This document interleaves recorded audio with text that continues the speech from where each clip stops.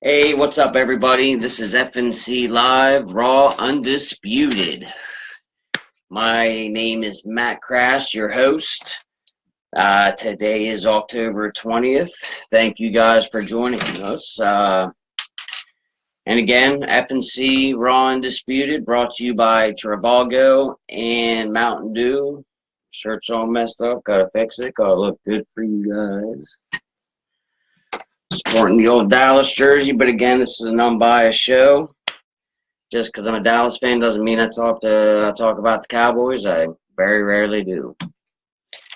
Again, brought to you by Travago. Same hotel, same experience, but two prices. Search 500,000 hotels, compare more than 100 websites. Go for the best price, Travago.com. All right. Before we get into anything, I was messing around on the internet yesterday, just Googling random shit, and I came across something fucking funny as shit, man.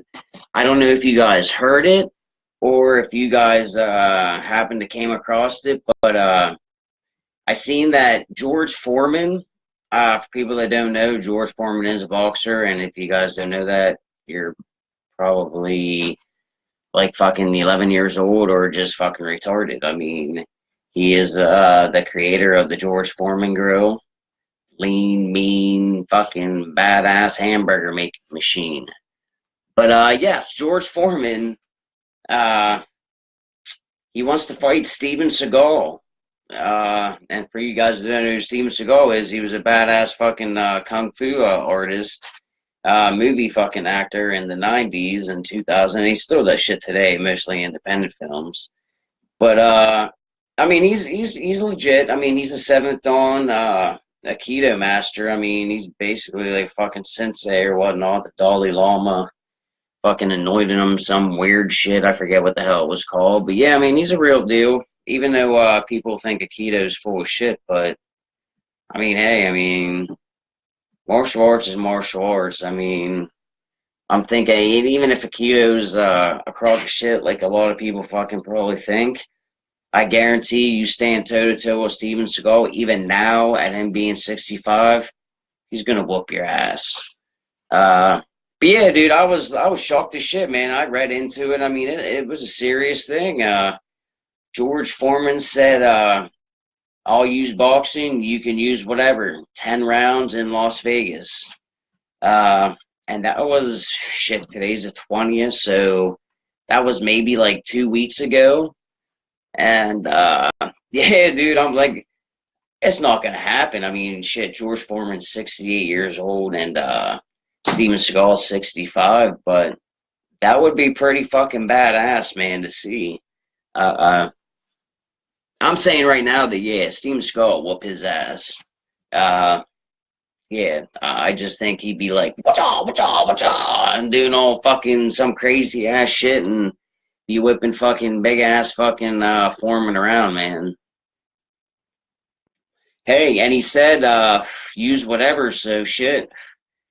Steven Seagal, why? He did say no weapons, so never mind. I was gonna say, shit, man, Steven Seagal can come in and fucking beat him with his own fucking Foreman grill. That'd be fucking crazy as fuck, some WWE shit. But, yeah, okay. Let's get into this. If you guys were watching last night, the Dodgers ended up winning. They are advancing to the World Series. Uh, and they put a hurting on them. They beat him fucking 11-1, man. Kiki Hernandez homered 3 times, drove in 7 runs. Like he balled the fuck out, man. Uh, he soloed in the second quarter. I mean, second inning. I already have football fucking on my head. Yeah, he solo homered in the second inning against Quintera, and then he hit a grand slam in the third against Rondon. So yeah, Quintera didn't last that long fucking pitching, and then I take a fucking Rondon after he gave up that grand slam was probably ganked. But then yeah, then he hit another 2-run homer in the ninth against Montgomery. I mean, fuck, man, Kiki was going off. But yeah, that's the Dodgers' first pennant win since 1988. shit, I think Tommy Lasorda was actually managing back then. He's a Hall of Fame coach, and he also played baseball back in like the 1960s and shit. Fuck, could have even been the 1950s, man. That dude's old as dirt. I do have I think it's like an '89 fucking Tommy Lasorda manager card. It's probably worth like 10 cents, probably just a common card. But yeah, fucking, they're either going to host the Yankees or the Astros. And the World Series are going to start next Tuesday night, so that would be the 24th. So October 24th, first game of the World Series. Uh, yeah, the Yankees and Astros. They play tonight, first pitch 8:08. They will be playing that in Houston, and if Houston would end up snatching this game, they'll be playing in Houston for Game 7. So, I mean, Houston's got home field advantage right now if you think about it, playing the next two games at home. All they got to do is win two. I mean, that's a hard task. I mean, the Yankees, I mean, they just beat the living shit out of you yesterday, fucking 11-1. I mean, sorry, that was the Dodgers. I'm thinking fucking. But yeah, the Yankees just beat the shit out of them the night before, 5-0. So yeah, I mean, they've been rocking the shit out of the Astros. But on the mound for Houston, I mean, you can't ask for anyone better, man. You have Justin Verlander in the playoffs right now. He's 3-0, 17.2 innings pitched with 16 strikeouts and an ERA of 2.04. And on the mound for the Yankees, it'll be Luis Severino. He's 0-0 right now in the playoffs. Pitched 11.1 innings, only 9 strikeouts, and he has a 5.56 ERA. Man, that's crazy. That's pretty shitty. That's basically you're giving a fucking 5 runs a fucking game, man. Yeah, fucking it's. I mean, I guess if you're Houston, I mean, having Verlander on the mound, I mean, that's pretty good. Texting my fiance right now to bring me a drink. I'm sorry, guys. But yeah, I mean, if the Astros have a chance, man, they're to extend this series. It's gonna have to be on the back of Verlander. I mean, their offense has been putrid right now. But to be fair to the Astros, the Yankees pitching has dominated throughout the whole entire playoffs. I mean, this pitching rotation's no joke. I mean, from the starters to the middle relievers to the goddamn back end fucking people. I mean, they're very dominant this year. And honestly, if the Yankees do win and they do face the Dodgers, that's going to be one hell of a World Series, man. I'm definitely going to be pumped to see that. Like I said, man, the Astros offense is going to have to come alive tonight. Or I mean, it's just dead in the water. I mean, it hasn't done really jack shit. I mean, they're definitely choking, and they had a hell of a season in the regular season just to come out and do jack shit against the fucking Yankees, man, in the playoffs. Like, that'd be kind of embarrassing.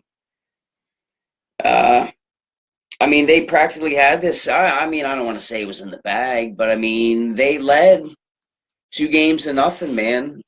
And then the Yankees just went on a fucking tear.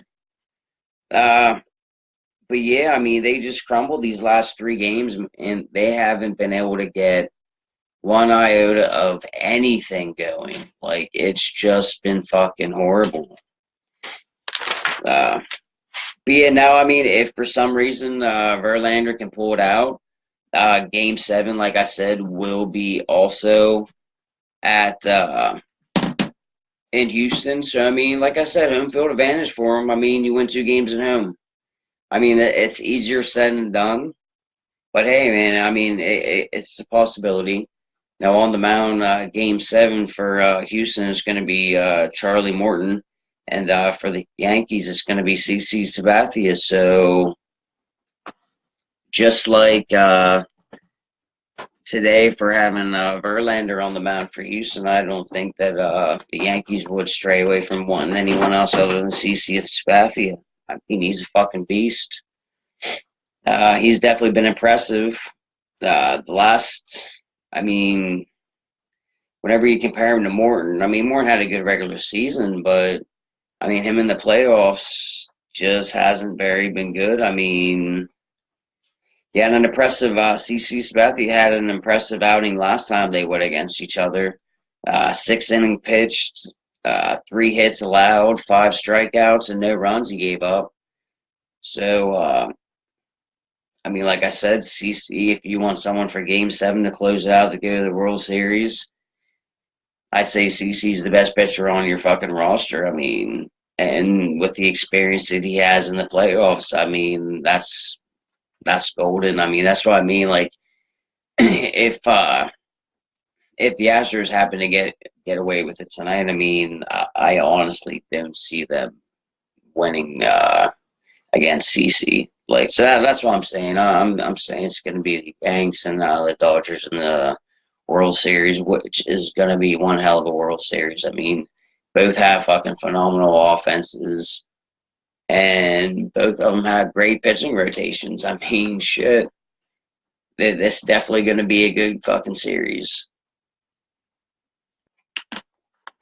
I mean, one of the teams are going to get shut down. I mean, it's going to be. I mean, it's going now. I believe. I don't even know. And you know what? I wouldn't even get into those predictions until I have to, because hey, I could rattle off some predictions right now, and fucking Houston will come back and win the next 2 games, and boom, then it's Houston against the Dodgers. If that's the case, with the way Houston's been playing, I mean, I would almost go on a limb and say fucking. I don't want to say the Dodgers would sweep the Astros, but I'm thinking the Astros would probably only get 1 win. But yeah, I mean, Morton, if they do make it to Game 7, you know Morton's going to be looking for redemption. I mean, getting blown up fucking in the last time they faced, and that was basically whenever the Yankees went on this streak so far. So, I mean, yeah, they were down 2-0, and then Game 3, I mean, the game Morton fucking Sabathia pitched, I mean, that's whenever the Yankees started getting hot, man. 3.2 innings pitched, 6 hits allowed, 7 runs with an ERA of 350, man. I mean, I'm sorry, 7 runs and 3 strikeouts. But yeah, I mean, who wouldn't redemption from getting an ass beaten like that? I mean, and again, like how I said, Morton didn't have a bad regular season. I mean, he pitched 25 games. I mean, he had a 14-7 record, 3.62 ERA, and struck out 163 batters.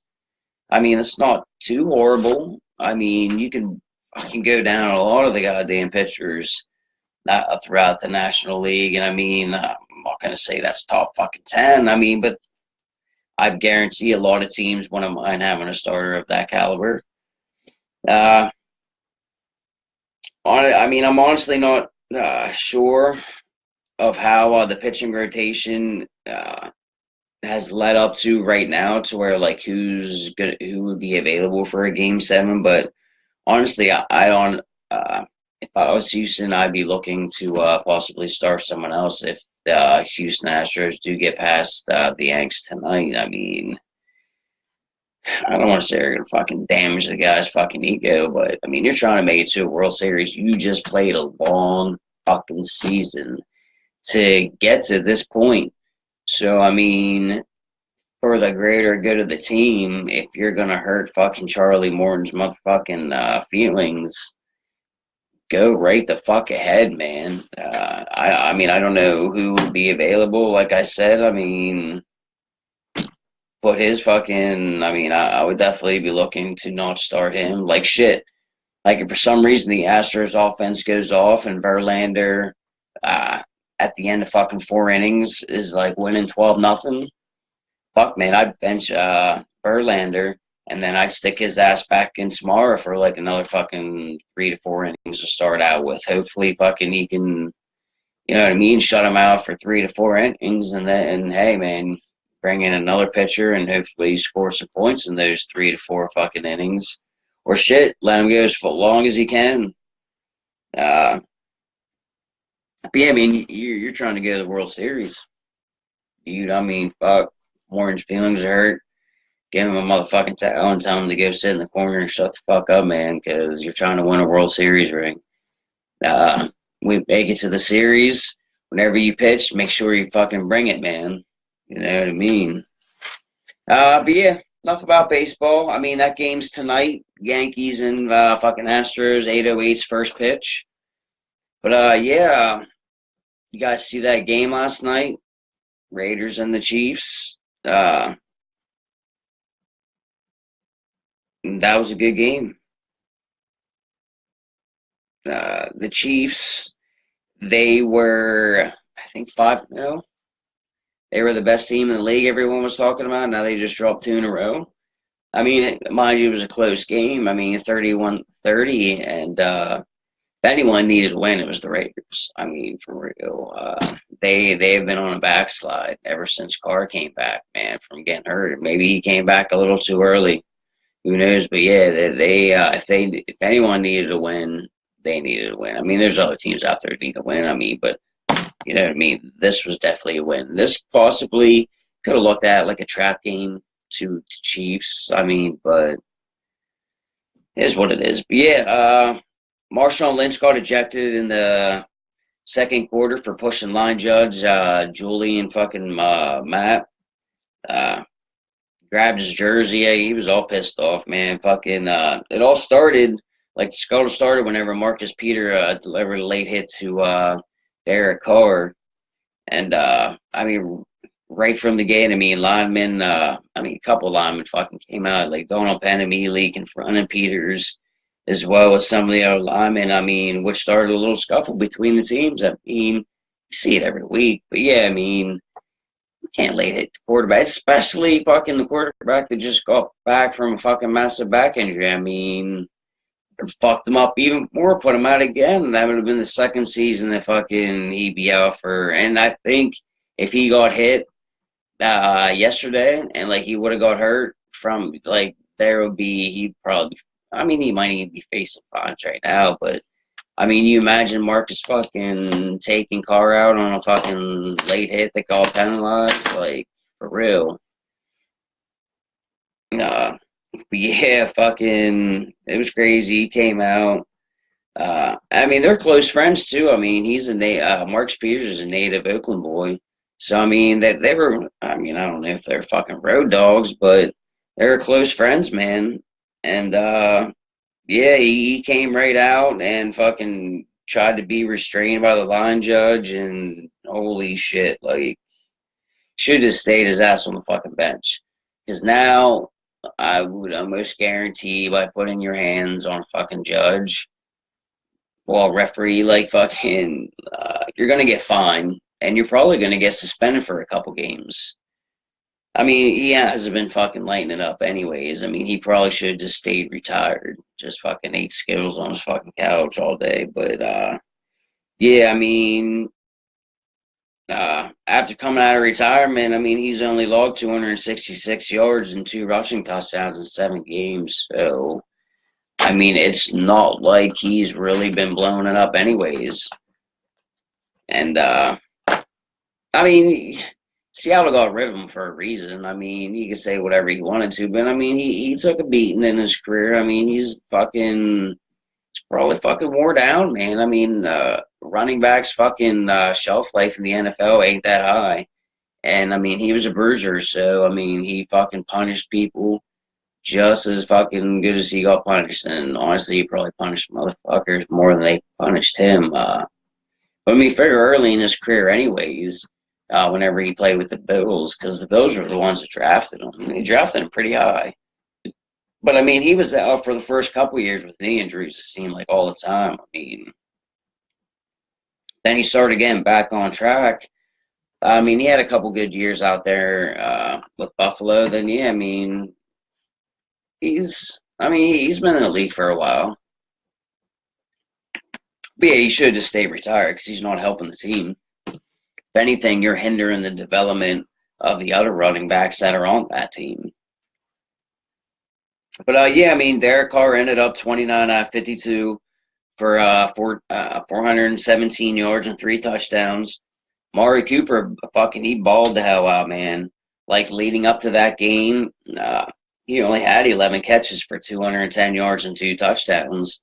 And shit, I mean, I think he almost probably had just as many drops as he did fucking catches in the first 6 games. Uh, but yeah, I mean, yesterday, fuck, he logged 18 catches for 146 yards and a TD. Now, I mean, he dropped 7 passes yesterday, so I mean, fuck, he was targeted like 25 times. I mean, but shit, I mean, he threw 52 times. But yeah, I mean, Crabtree, he had a good game too, man. I mean, Crabtree, it always seems like he starts balling out, man, whenever you really need him. And I don't remember him being like that for San Francisco. I mean, he had some pedestrian years for the 49ers, but he definitely never led up to what he was supposed to be whenever he came out of college. But yeah, it was just a crazy fucking last 2 minutes of the game. I mean, Cook caught a ball just short of getting a touchdown, which that led to a 10-second runoff. Which honestly, I mean, if you understand that rule, and I'm not going to sit here and bore you with fucking the rule interpretation.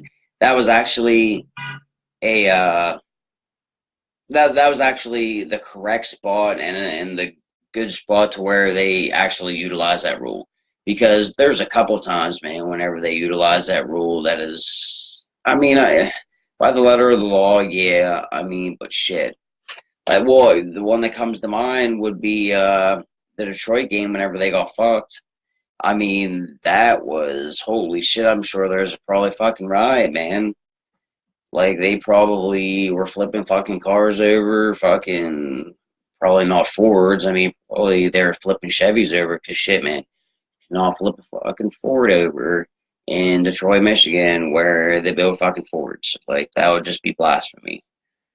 But yeah, man, it was insane last 2 minutes. I mean, after Cook caught that ball, they got a touchdown, but it was offense fucking interference. I mean, there was time left on the clock already. I think there's like 3 seconds left. That play, but yeah, that kicked them back. And then the next play, fucking TD catch, but it was fucking defensive holding. So that brought the fucking ball back up, and since time ran out, it was a free play. And then after that, it was a drop fucking pass, but defensive holding again, man. So boom, got another free fucking play. And then finally, yeah, I mean, it led to Crabtree catching the game-winning touchdown. I mean, which 31-30. Now, if they would have shanked the goddamn extra point, then they would have fucking hell to pay. But yeah, man, regardless, it was definitely a crazy end to a fucking pretty damn good game. I mean, wasn't a bad game at all. Uh, yeah, I mean, I would say that this whole season so far, that was the craziest game I've seen. And also, I can't really sit here and remember a game that I saw that actually had that many free plays, and then it ended up being a touchdown for the win anyways. Like, can you imagine, like, going through all that? But okay, one, imagine if you had the free plays that they had yesterday, and you missed a touchdown, and your quarterback gets fucking rocked and puts them out for the rest of the season. Like, that would suck balls in itself. And then people would fucking, they go crazy. I mean, they go crazy over dumb shit, regardless. But yeah, I mean, if I would have been a Raider fan, I would have been like, what the fuck is this shit, man? But yeah, I mean, definitely a good game yesterday. Chiefs are now 5-2, I believe. That moves the Raiders up to 3-4. like I said, if anyone needed to win, it was the Raiders. I mean, this will give them some confidence going into next week. And I mean, at the beginning of the season, uh, a lot of the analysts said that Raiders possibly are a Super Bowl team, and was either the people that would the team that would challenge New England the most. I mean, the Texans were kind of in there, but they didn't know fucking what Savage was going to do. But they were just relying on their defense, which J.J. Watt's out the whole fucking season now. I mean, he's becoming like Gronkowski is for the Patriots, but this defensive player that seems to be out every year that has all this fucking talent is J.J. Watt, man. I mean, now Clowney's going to have to step it up, and I mean, Merciless. I mean, they're still good.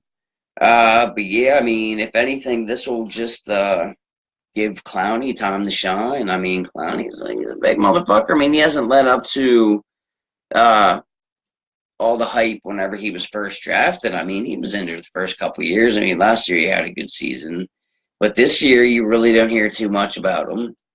But yeah, I mean, he's gonna have to step it up if Texans want to have a shot. I mean, Deshaun Watson, he's been beasting out right from the gate. I mean, and honestly, with the quarterback class, how it was last year, I mean, you kind of knew that Deshaun was probably going to be the best quarterback out of that group. And I mean, a lot of teams that needed a quarterback passed up on him. I bet they're kicking themselves in the ass right now. I mean, the Texans, they jumped up to get him. I mean, they seen him still there, and they're like, fuck, dumbasses, man, let me fucking take him. Because kind of everyone thought that it would be the Browns that would take him. I mean, they had 2 picks in, like, the top 11. I mean, they had the number 1 pick where they got Myles Garrett, and I believe they had the number 11 pick, which Sean was there.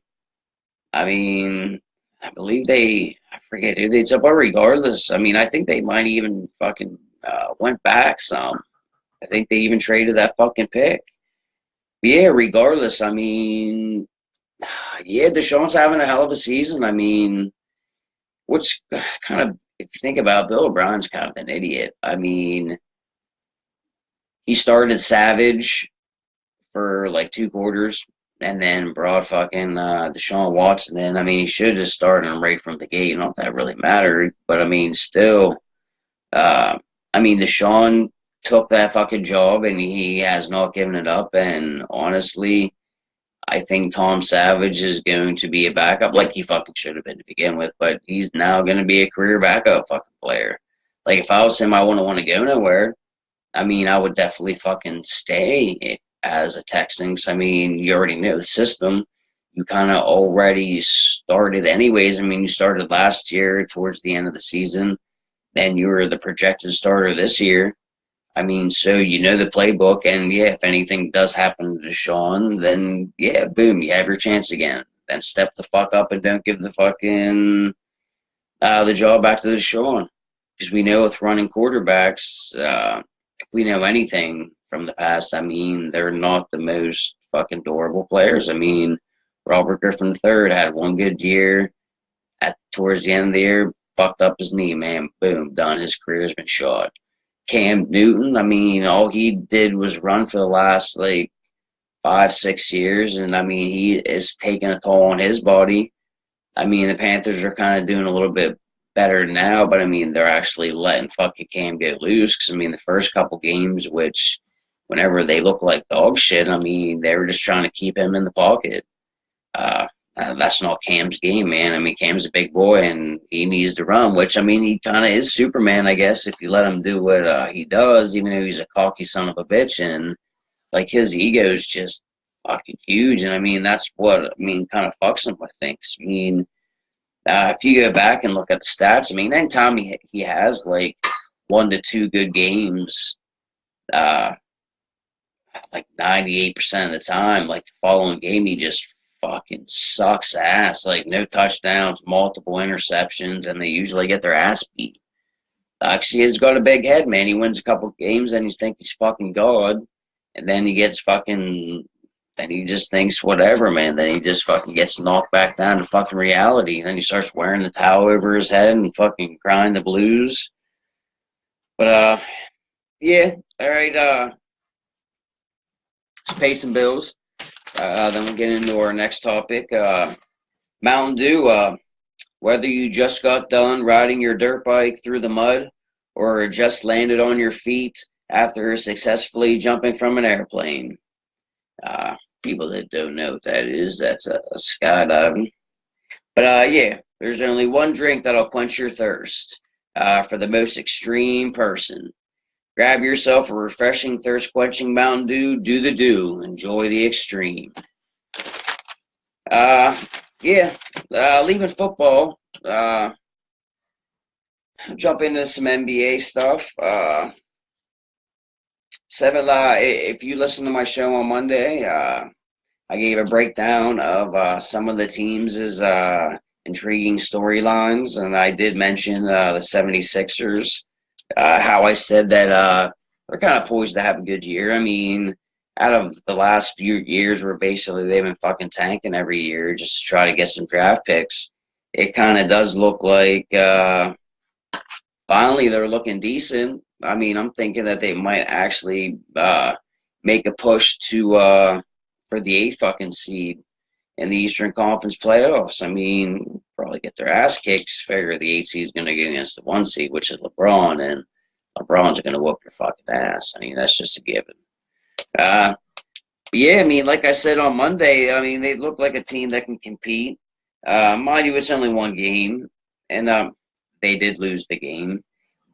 But if you watched it and you are I mean, I guess if you are a 76ers fan and you watch the games every week, I mean, you could definitely notice that there was something different about that team. I mean, usually they're not playing with, they're just kind of just going through the motions. But I mean, yesterday it looked like they had a little bit of energy, man. I mean, they had some purpose.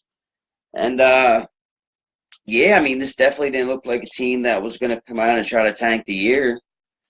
I mean, this team's led by Joel Embiid, Ben Simmons, and rookie Markelle Fultz. I mean, they got some young talent there, man. I mean, they just paid fucking Embiid like $148 million. Yeah, whenever they stepped on the court against the Wizards, I mean, they didn't look like a team that was shell-shocked or whatnot, or thought in the back of their head, hey, man, we're going to get our fucking asses beat. It is what it is, same as usual. Let's just get this game over with. I mean, they actually look pretty good. I mean, they played the Wizards close, man, until third quarter, whenever John Wall just took over, when like John Wall fucking does. I mean, he was a beast for fucking Kentucky, man, John Calipari. But yeah, I mean, they made another run in the fourth, but then bam, Wall happened again. I mean, mind you, this was all whenever Embiid was resting and all that. But yeah, I mean, they look pretty good. I mean, they cut the lead down to 2 with like a minute left. I mean, JJ Redick ended up missing a game-tying 3 on the last big possession of the game. And usually, I mean, JJ's he's a sharpshooter, man. Like, I mean, JJ Redick's a fucking beast. I'm not saying that because I'm a big motherfucking Duke fan, but yeah, I mean, he's a beast. I mean, the score ended up being 120 to 115, the Wizards winning. But I mean, the Wizards are a good team. They've been a playoff team the last couple of years. I mean, in the 76ers, they played them tight. I mean, mind you, it was one game. And you never look in the one game, especially in the NBA, man. The series is long as shit. And usually, like I said the other day, that usually the first half of the NBA season is teams just getting their feet under them, getting their defensive rotation, learning what the hell they're going to do there, seeing what kind of matchups they have for their players and all that. So, I mean, it's kind of like I said yesterday, a long-ass fucking preseason until the All-Star game. I mean, usually about 3 weeks before the All-Star game, I mean, you can start seeing what teams are going to be like. But yeah, I mean, the leading scorer of that game was Robert Covington. He had 29 points, made 7 threes.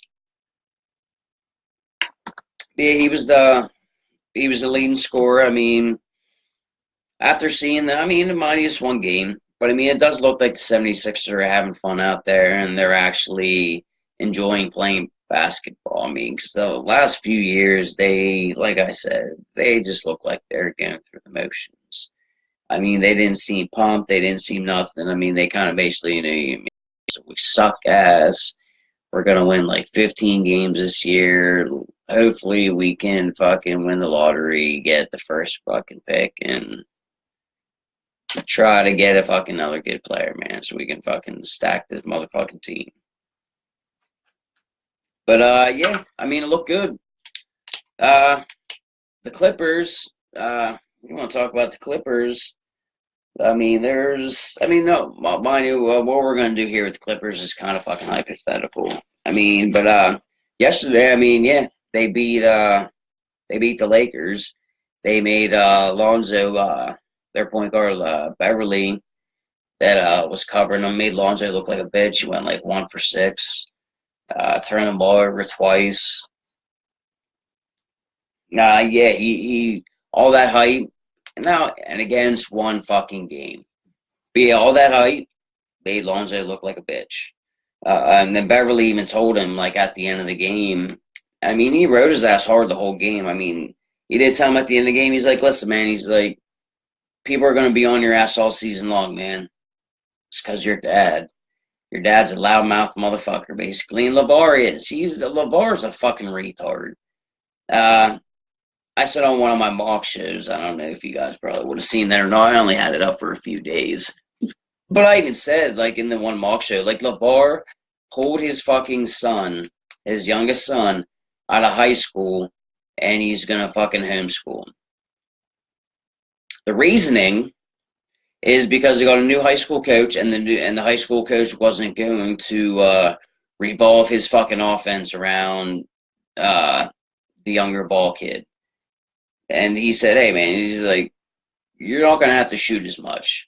And LeVar went fucking apeshit. Oh, Jesus fucking Christ, my boy's the second coming of fucking Christ. And you have to have the ball. He has to shoot 80 fucking times. And yeah, he went fucking apeshit, fucking pulled his fucking kid out of high school, and now he's gonna homeschool him. And he said, which this is fucking the kicker out of all, this is retarded. He's like, if I want my boy to get some competition, we'll go down to the motherfucking hood and play street ball.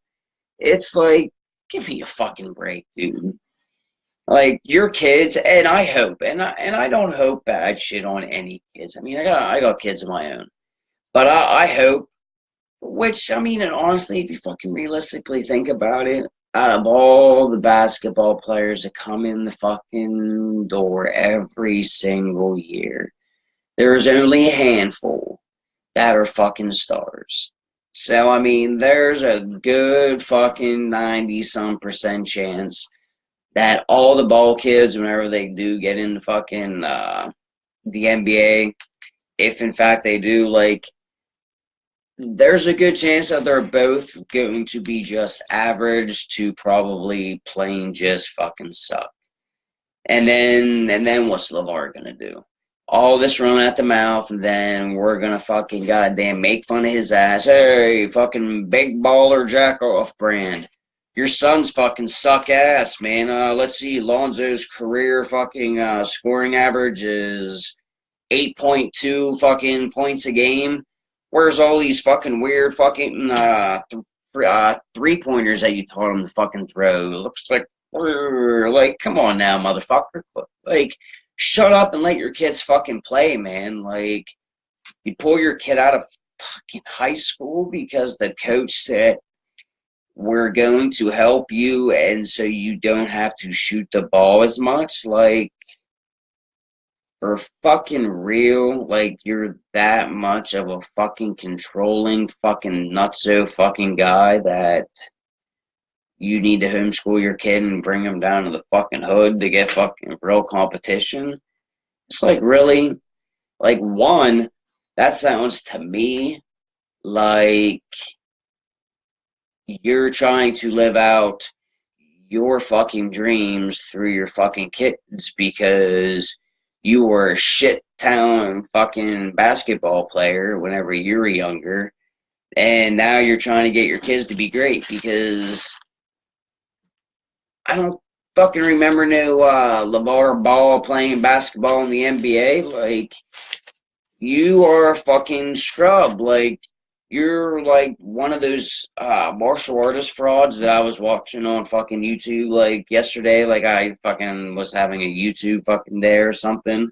And I was seeing about all these martial artists that fucking like calling the fuck out of America basically in like the late 80s and fucking early 90s because like the internet wasn't blown the fuck up, so you couldn't fucking find anything.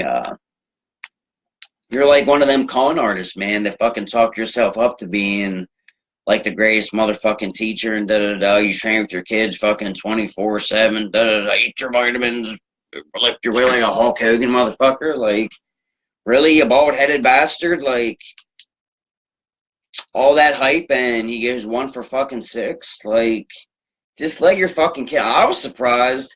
Like, whenever I seen the and I didn't watch the game. I mean, whenever I seen the highlights, like I'm like I was waiting for LeVar to come down and start freaking the fuck out on the coach. What the fuck you doing? Jesus goddamn Christ, my boy can't have fucking 1 for 6. Jesus.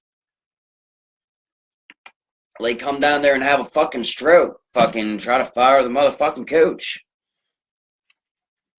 But yeah, back to the Clippers. Sorry, went off on a rant there. But yeah, I mean, mind you, this is hypothetical. Now, only knowing because DeAndre Johnson is only going to be there until next year.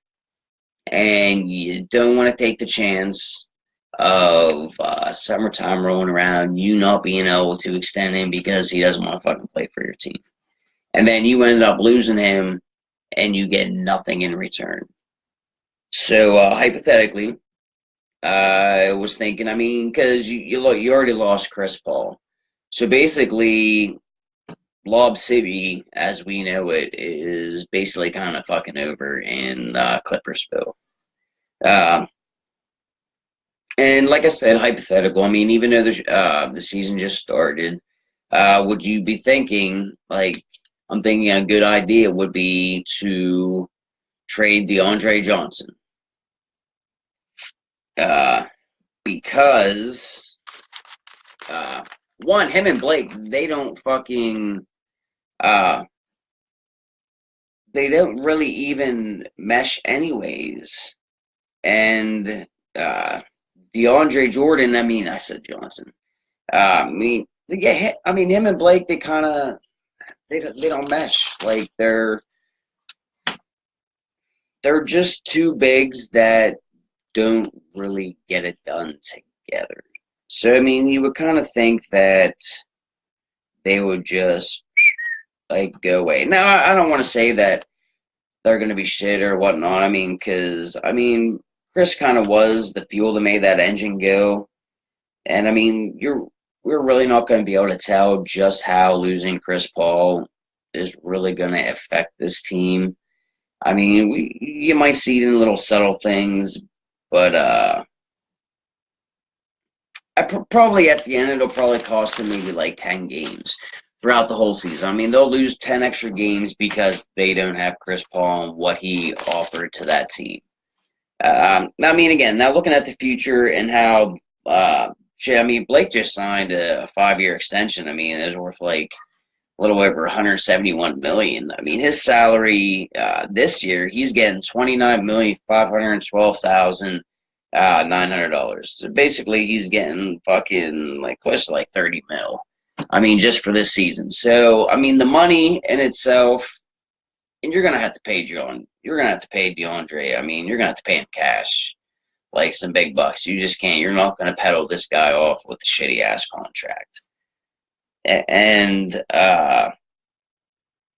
I'm thinking by the end of the trade deadline, they're going to have to try to move him for something. Because, again, you don't want to take the chance of him fucking leaving your team in the summertime. You can't work out no contract with this guy, and boom, you're going to lose him for nothing. and whenever you could have just looked in your head, be like, you know what, we need this money. We just signed Blake for 5 years. Let's get some pieces around Blake. Because again, I mean, they don't mesh well together. And I mean, two of the teams that I could think of off the top of my head that would probably definitely be interested in them. One would be the Wizards, and the other would be the Pelicans. Now,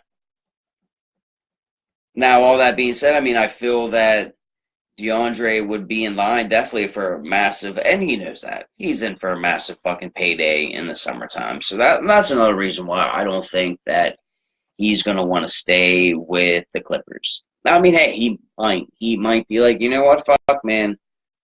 I mean, he is a loyal guy. I mean, it's not like, I mean, you could say he's loyal, but when it comes down to, man, fucking money's money. I mean, because you think he would be getting close to a max deal. I mean, I would think that it would be around that, if not even max. But, yeah, I mean, if he didn't have any issues, I mean, I would just tell him, like, listen, man, we're going to trade you, man. Like, you want us to try to fucking find a team for you? I mean, you interested in any teams? We'll see what the fuck's going on, see what they can offer us. But, yeah, I mean, even though I said it was hypothetical, I mean, I think there's a really good possibility that he gets moved before the trade deadline. I mean, it just makes too much sense. And I mean, and the Clippers, I mean, they're on rebuild mode, but I mean, let's face it, the last few years, even the years of Chris Paul, they haven't amounted to shit. I mean, the West is fucking stacked to begin with. I mean, you got the fucking Spurs. You had the Mavericks. The Mavericks kind of fucking fell apart here in the last year or two. But, I mean, you got OKC, and you got the fucking Warriors, which the Warriors are basically top dog right now. But, yeah, I mean, if you the OKC game, I mean, they whoop some ass. They look like they are the second best team in the fucking Western Conference, which I'm a big Thunder fan, so I mean, I'm hoping that they do whoop some ass. But regardless, I think LeBron's gonna fucking.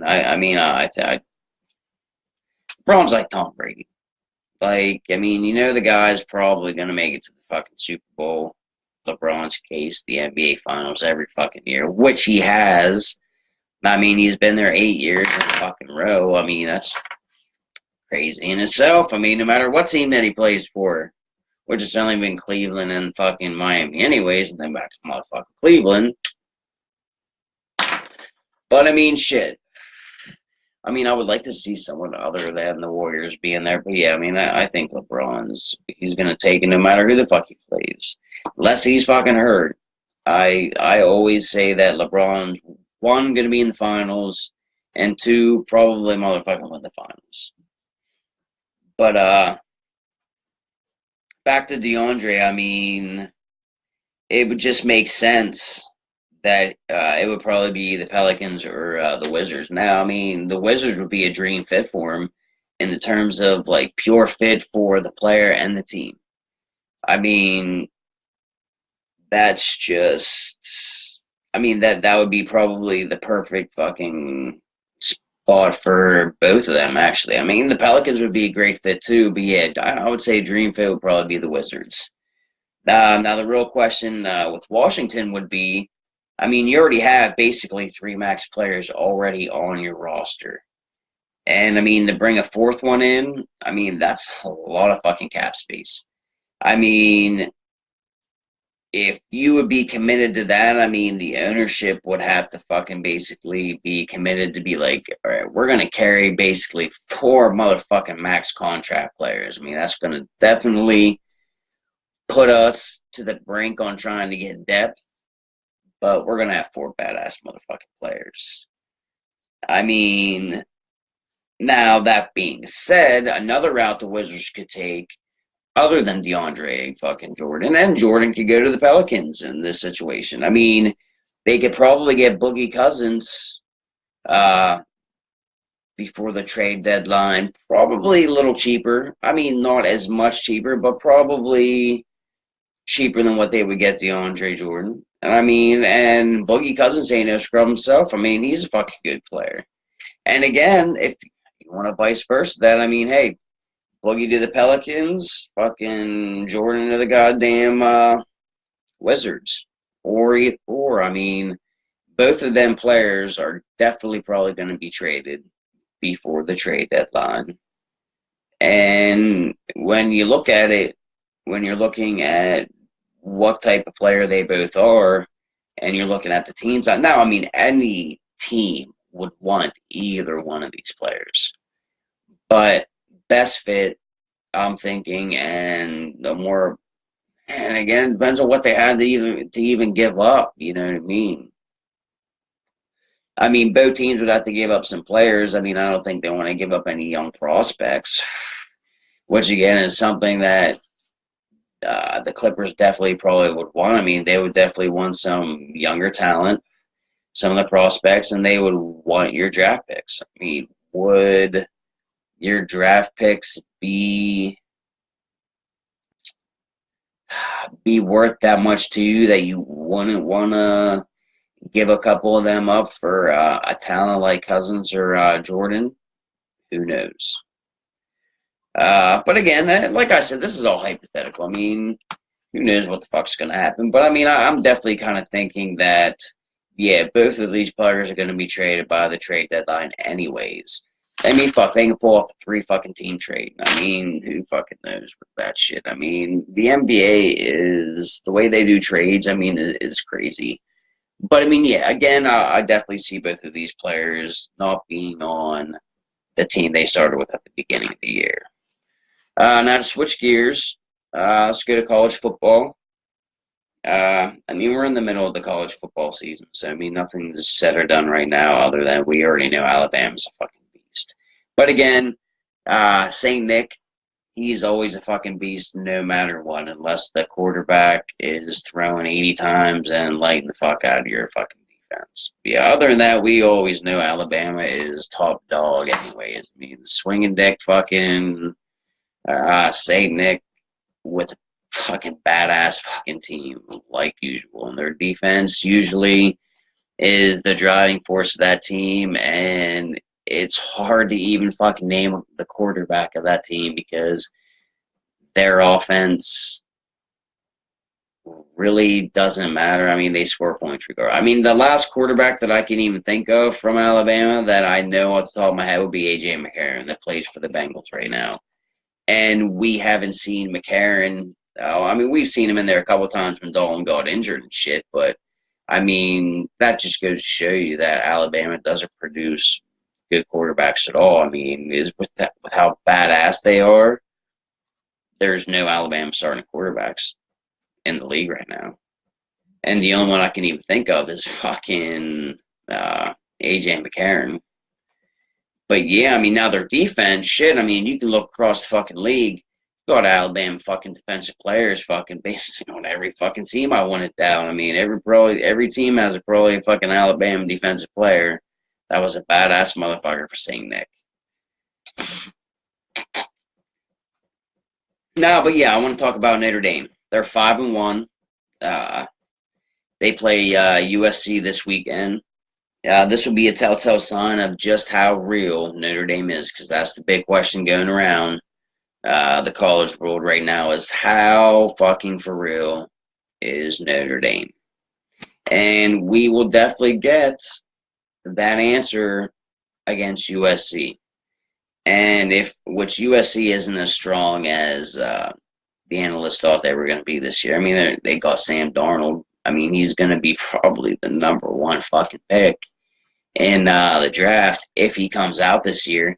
And if he doesn't come out this year, it will be the number 1 fucking pick next year. So if you're Sam Darnold, I mean, you're thinking, hey, man, it doesn't matter when the fuck I come out this year, next year, I'm getting fucking paid, and I'm going to be the number 1 pick. So, I mean, if I was Sam, depending on him, which I brought this up, like, throughout the last couple shows and the mocks, that if I was Sam, depending on the team that was there on the bottom, I'd stay the fucking college. I mean, the only, and like I said a few days ago, like the perfect team for him would be the 49ers. I mean, it just would be. I mean, he's from California. He plays in California. I mean, he's a hot weather fucking quarterback. And which you know, hot weather quarterbacks really don't fare well in the East, like in Pittsburgh, Baltimore, or fucking like Philadelphia, like anywhere where it's cold. If you look down through the quarterbacks in that history, they're not fucking hot weather fucking quarterbacks, which mean like the fucking Texas, so like anywhere where it's fucking hot in the West. And then it's also you can look down that list, and most of the East teams that are in the fucking cold weather states that have no fucking no roof over their fucking stadium, like whenever there is like a fucking Western type quarterback, they usually fucking suck. And usually the Eastern ones have like the fucking undrafted or the high draft fucking choice fucking quarterbacks. Because usually the number one picks are usually from fucking West area. So yeah, I mean like Big Ben. I mean not Big Ben was a first round pick, but Miami, Ohio played in that type of weather. I mean, you can go down the fucking list. I mean, and that's where Cleveland fucks up all the time. You know that you're playing, you have the fucking jet stream coming down from that river. I mean, it's cold as fuck, like in Cleveland. And you pick up all these fucking quarterbacks that, one, they're not big enough, and they're just like surfer dude motherfuckers. Like, they're not all rough and fucking rugged. Like, Carson Wentz, man. He should, like, Cleveland should never have passed up on Carson Wentz. Like, he's a mountain man fucking hunter that fucking kills his own food, drags it the fuck home, flops on his table, guts the motherfucker, fries it up and eats it. That's the type of fucking player he is. He's used to that cold weather bullshit. And Cleveland passes up on him. Like, now, I'm not saying that Carson Wentz is a great quarterback. I mean, he is young and he plays for the Eagles, and I fucking hate the Eagles. But he is having a good year this year.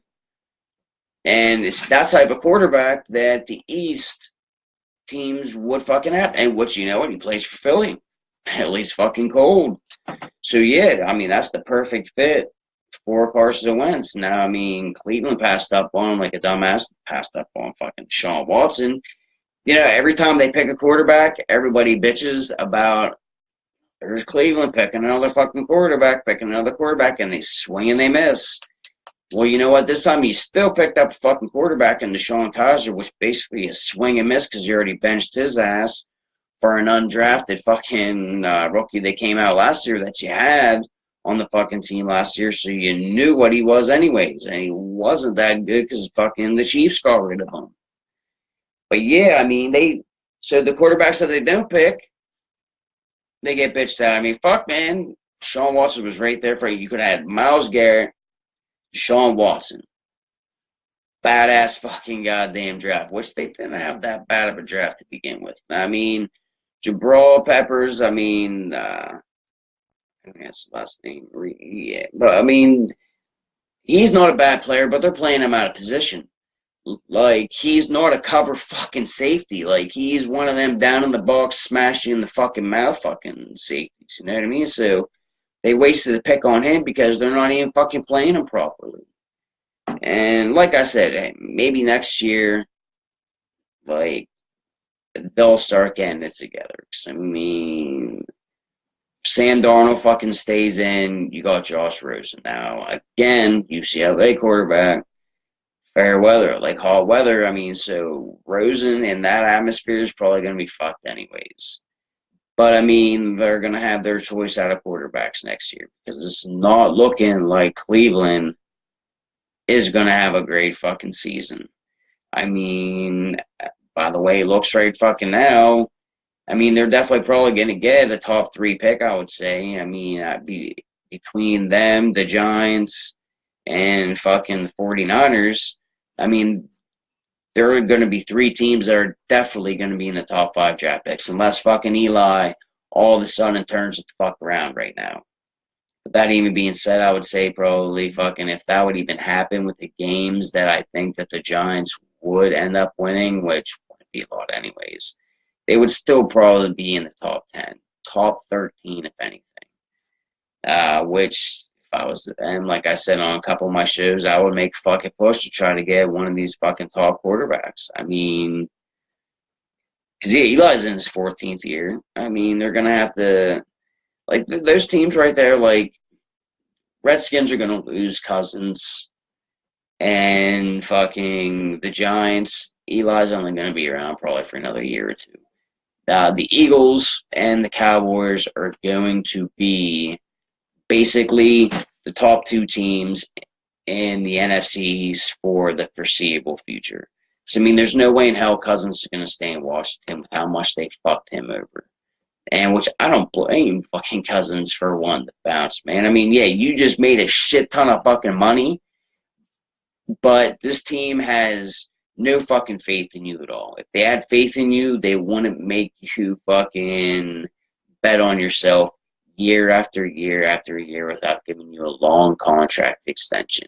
So you know what? You bet on yourself every single year, and you gotten fucking reward for it every year. And now, whenever you bounce from fucking the Redskins next year, with the tape that people have on you, someone will pay you the money that you fucking deserve.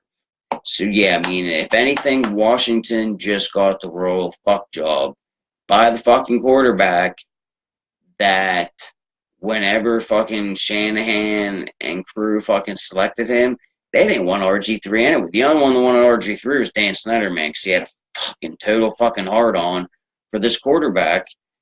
And Shanahan was just like, fuck my ass, man. Like, I don't want this motherfucker. Which he ended up getting fucking Kirk Cousins anyways, the quarterback that he did want.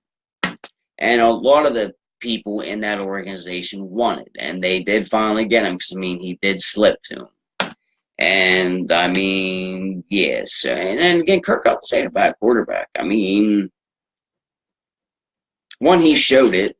I mean, now he is a fucking pick machine. I mean, he's not an Eli Manning pick machine. I'd say pick machine being he throws an interception, it seems, at the most inconvenient times that is so detrimental to your team that you're just like, fucking A, Cousins.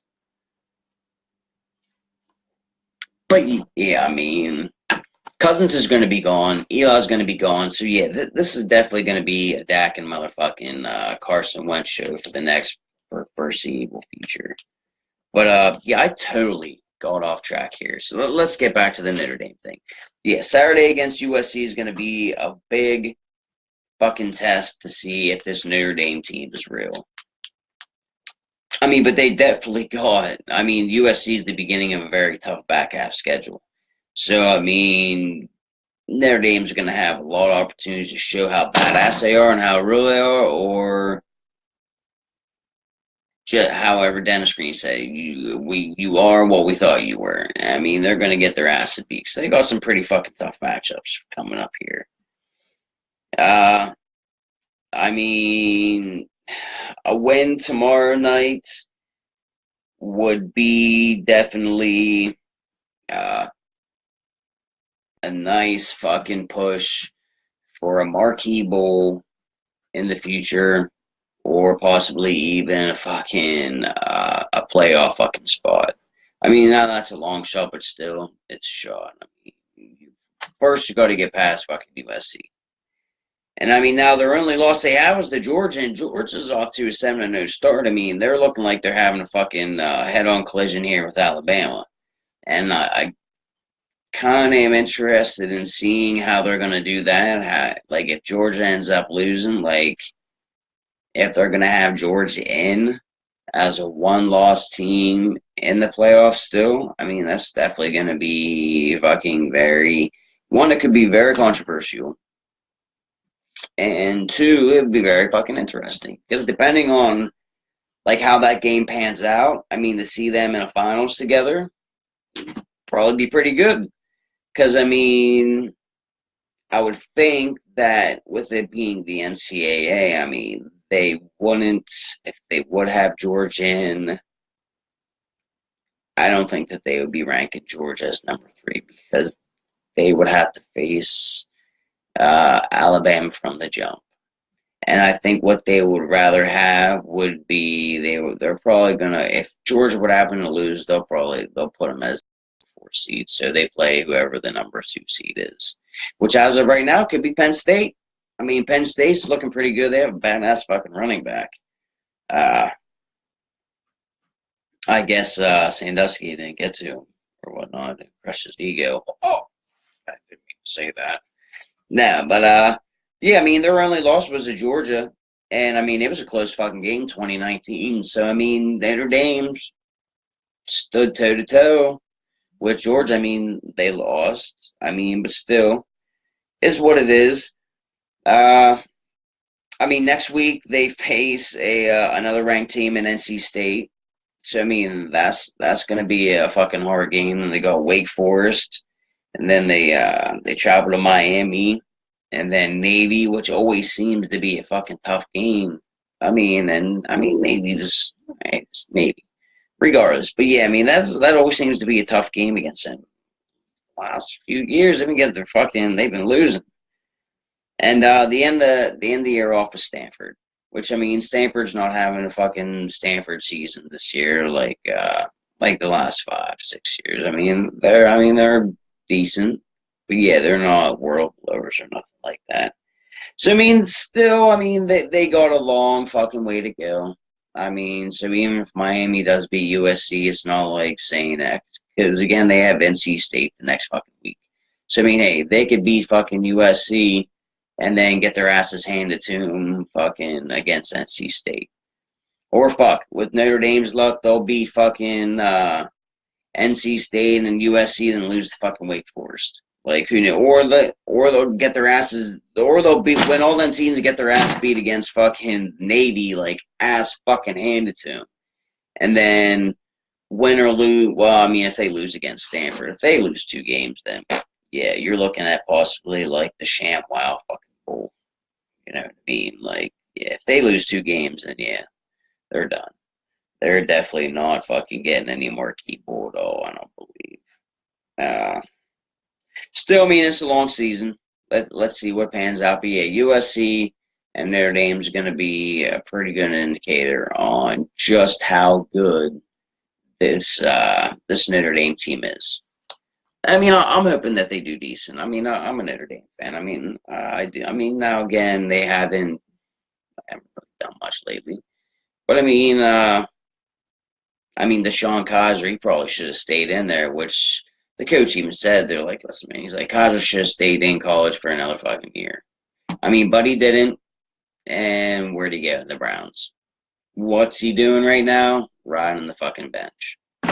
So he will probably end up being just like Brady Quinn, and they'll be fucking sports broadcasting together. Both came from Cleveland. They can reminisce about how shitty their fucking Cleveland team was, and nothing has changed. Other than the head coach like 37 times and the starting quarterback. But, okay. Let's pay some bills. Travago, are you sick of insanely priced hotels, or tired of making phone call after phone call to compare prices for a hotel before you go on vacation? If so, let Travago work for you. They'll compare millions of hotels with the click of a button. Easy. Boop. And I also have a click now button on my website. Just look for the book now button, click that son of a bitch. Bam, beats you over to Travago. If you want to go, if you want to do some vacationing, man, you can use their, get right to the website from my website. Yeah, they'll compare millions of hotels with the click of a button. Takes the guesswork right out of looking for you. Try Travago and let them save money for you. Travago.com. All right. Well, to end this show off with, wrap it up. There's a lot of good NFL games this week. So I'm going to go down and do my Friday NFL game picks. Now, usually I would have a co-host with me. My co-host has sold me the fuck out for the last goddamn fucking week. I don't know what the fuck's going on. This is supposed to be a sports debate show, but it has fucking turned into the Craftsman motherfucking show, which I have no problem with that. If the co-host doesn't want to fucking show up, man, I can handle my own. I can do this show myself. I would love to have my co-host here. I mean, he is my fucking homie, but obviously, who fucking knows? Obviously, I'm the only one that thinks we're homies, I guess. I mean, 20-some years that we fucking were boys, I mean, doesn't mean shit. I mean, you wanted to fucking, I brought you in on the ID, fucking bell on me. But regardless, we're not going to rant fucking rave about that. We are going to do the fucking NFL Week 7 motherfucking picks. A lot of good games this week. Like I said, Bucks versus the Bills. That is definitely going to be a good game, I think. Now, the Bills are actually looking a lot better than people expected. I mean, at the beginning of the year, people actually thought that, the Bills were kind of in rebuild mode, which maybe in the fucking mind frame of the Bills, they probably were in the fucking mind frame of, hey, man, we're going to be rebuilding.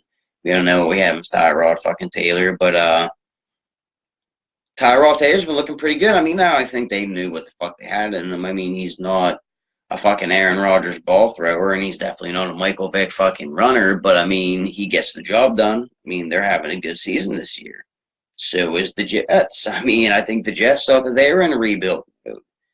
But basically, they're all fucking kind of neck and neck in that division because New England's defense is fucking horrible.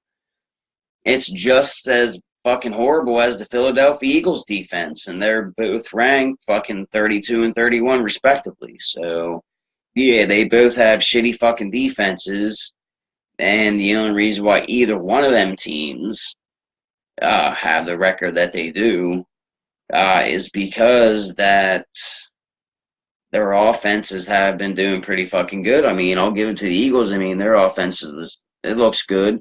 But again, the Eagles haven't played anybody. They played Carolina. And what did I just say fucking earlier? That every time Cam Newton fucking has a good game or two, 90% of the goddamn time, he fucking ends up blowing it and gets his fucking ass beat. And you can fucking see that literally if you go down through the motherfucking stats. I mean, but regardless. I'm not going to get on how bad the fucking Eagles are, and I'm definitely not going to fucking get on the Patriots fucking bandwagon either. But, the Bucks against the Bills, I'm thinking that the Bucks will probably take this game 24-20. Definitely be a close game. It'll be a good game. If you caught my show yesterday, I said if you have LaShawn McCoy in your fantasy lineup, this would be a week to definitely play LaShawn McCoy, which you probably are playing LaShawn McCoy anyways every fucking week. But if you're not, this would be a good game for you guys to play LaShawn. But overall, I think the Bucks will win this game 24-20. The next game, Jags against the Colts.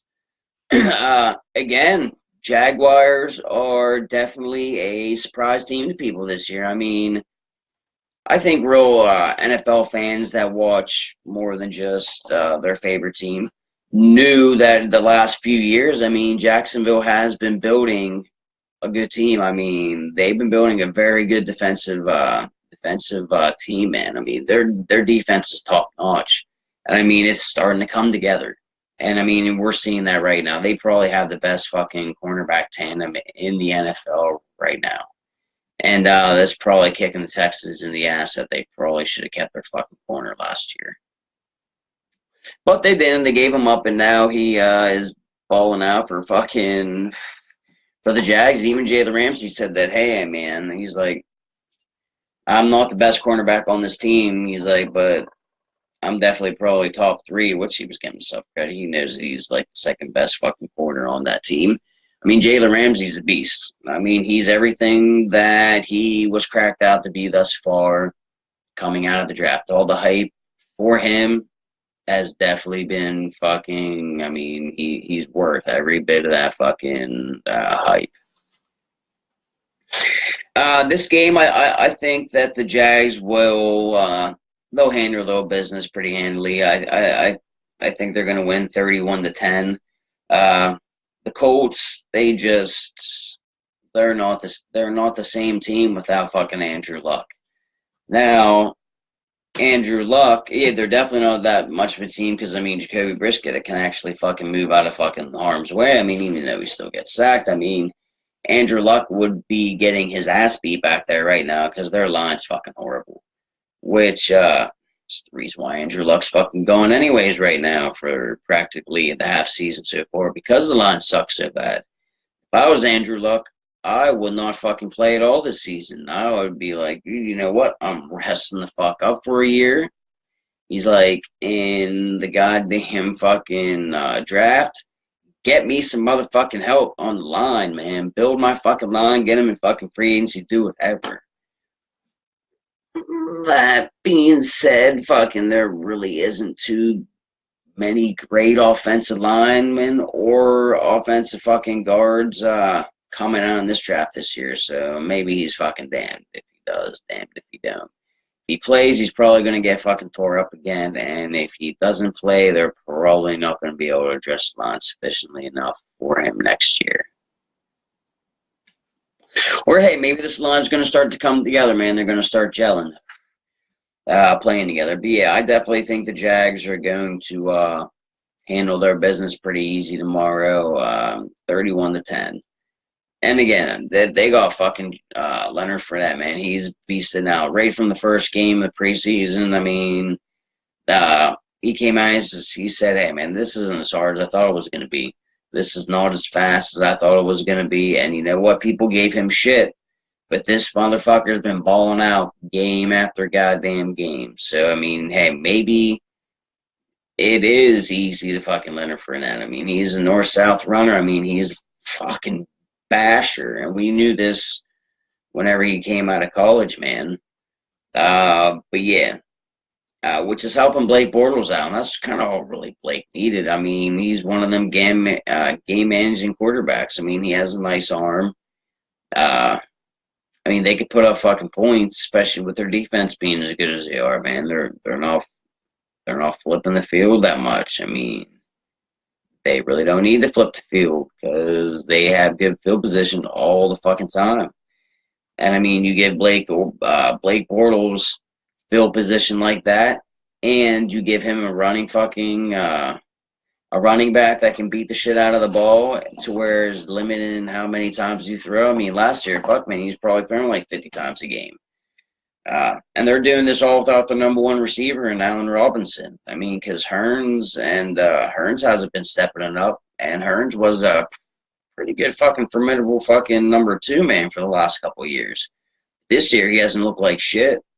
And Marcus Lee sure in the fuck ain't blowing the top off anybody. I mean, he's having a better year than fucking Hearns, but still, I mean, this is all fucking Leonard Fournette, man. Like, him and the fucking defense. And that's the perfect fucking mix, man, whenever you're talking about a winning fucking team. I mean, you pound the fuck out of the ball, you fucking own the time of possession, and whenever the fucking offense of the other team does get on the field, your defense is already well rested, and then they're just fucking you up, man, 'cause they're a hell of a defense, man. So they're a well rested, fucking looks like a well-oiled fucking defensive machine, man. They're never on the field that long, so they're always fresh. Probably another big reason why they're fucking so good this year, man, because they're not really being worn down. The next game, the Cards against the Rams.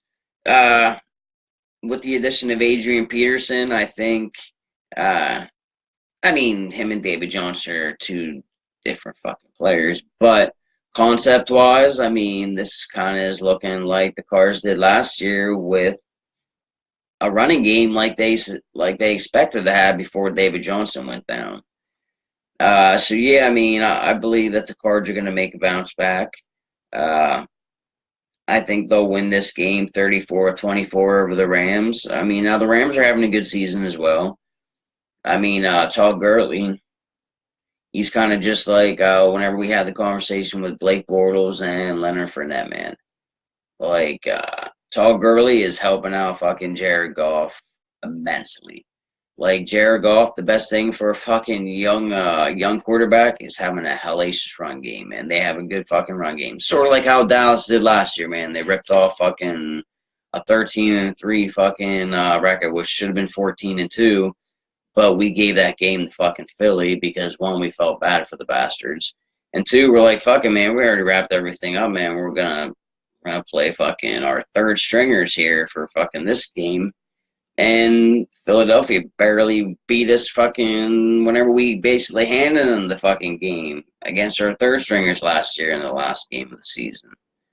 Fucking that's my boy Romo threw his last touchdown against shitty ass Eagles. Fucking happy. Fuck them Eagles. But yeah, I mean Cardinals against the Rams. I think the Rams will win this game 34-24. Yeah, I think it'll be a close game towards the end, and then the Cardinals will just fucking in the fourth quarter they'll just pull away. Next game, Saints against the Packers, which normally I would say this is going to be a gunslinging fucking goddamn showdown between Breeze and Rodgers, but Rodgers is out for probably the whole season. And if I was fucking Rodgers, I would make sure that I'm fucking out for the whole goddamn season. Because there's no way now, even if you come back in 6 weeks, that you're even going to be in fucking contention.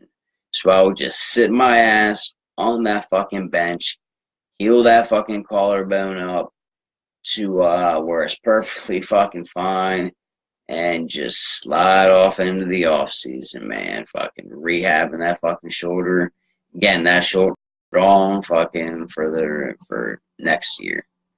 Like, there's no reason to bring him back. I mean, he's going to be out for a significant amount of time. It's already week 7.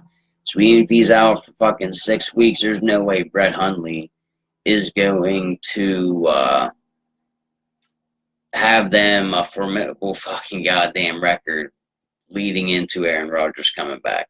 And when he does come back, it's going to be a rushed comeback. I mean, yeah, the bone might be healed, but again, it's just sit him for the whole fucking year. I would take his motherfucking helmet away.